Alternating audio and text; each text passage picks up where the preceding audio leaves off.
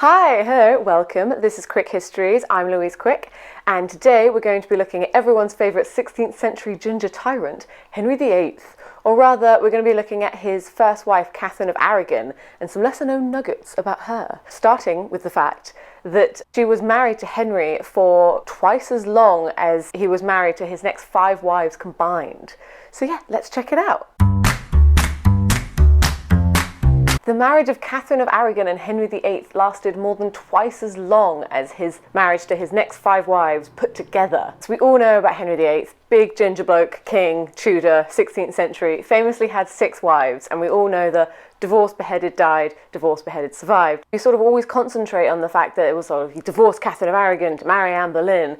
We always forget he was actually with Katherine of Aragon for 24 years, and the next 5 wives combined he was only married to for about 10 years. Katherine and Henry married in 1509 and didn't divorce until 1533. Yes, this was after 6 or 7 years of Henry struggling to divorce Katherine and court cases and Anne Boleyn and essentially changing the religion of the country to divorce her, sort of.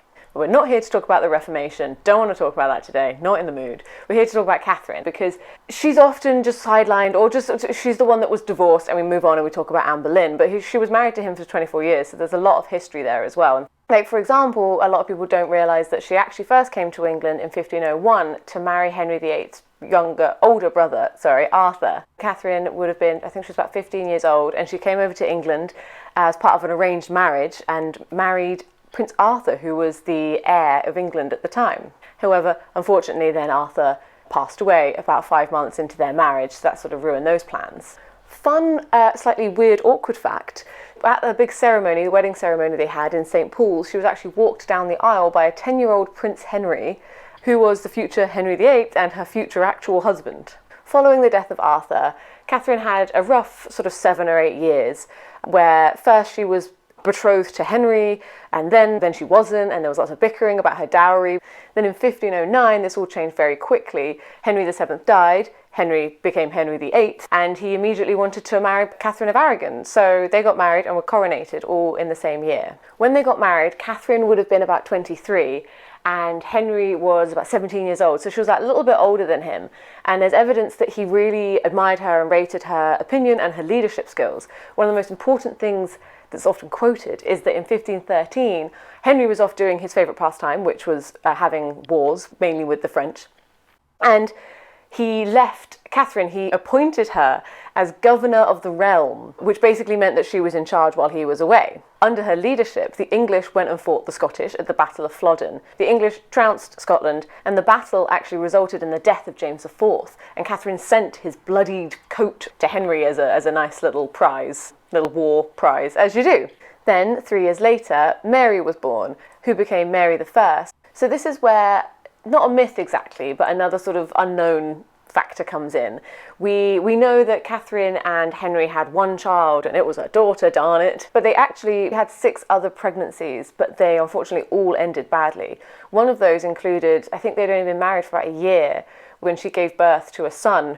And Henry VIII put on this huge pageant and parade. However, the baby died after about a month or 2. One of the reasons I like Catherine, and I think history remembers her well, is the fact that during the Great Matter, as Henry called it, which was when he was essentially trying to divorce Catherine, Catherine never gave in. She could have easily said, yes, you know what, it's fine, I'll go quietly and you can have the divorce, it's all good. But she stuck by her guns. Stuck by her guns, is that the saying? She always claimed that their marriage was valid and kind of made a bit of a fool of him publicly. In May 1533, Henry got what he wanted and managed to have a divorce from Catherine. Well, his marriage to her was declared invalid, and he'd already actually married Anne a few months before.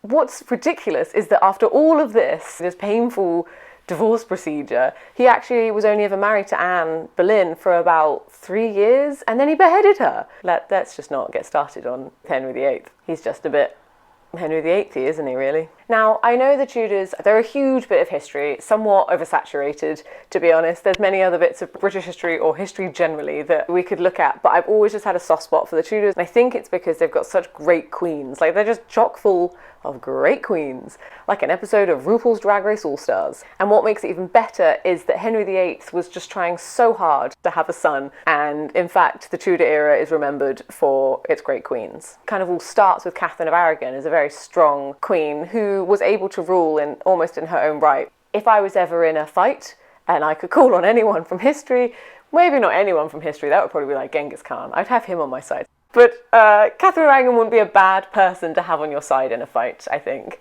Right, there we go. There's some nuggets of information about Katherine of Aragon. I hope maybe you have learnt something new about her. Thank you for watching. If you like this video, give it a like and a thumbs up. And if you're watching this on YouTube, please subscribe. That would be great. Just click the little subscribe button. Just click it like that, but on your mouse. And if you really like this fact, feel free to buy me a coffee. I've set up a Ko-fi page, I think that's how you say it. That would be greatly appreciated. And yeah, let me know in the comments below what era you would like me to discuss. If you've got any good history facts yourself, let me know. I'd love to hear them. Otherwise, I'm off to have breakfast, honestly. I'm filming this quite early. History fact.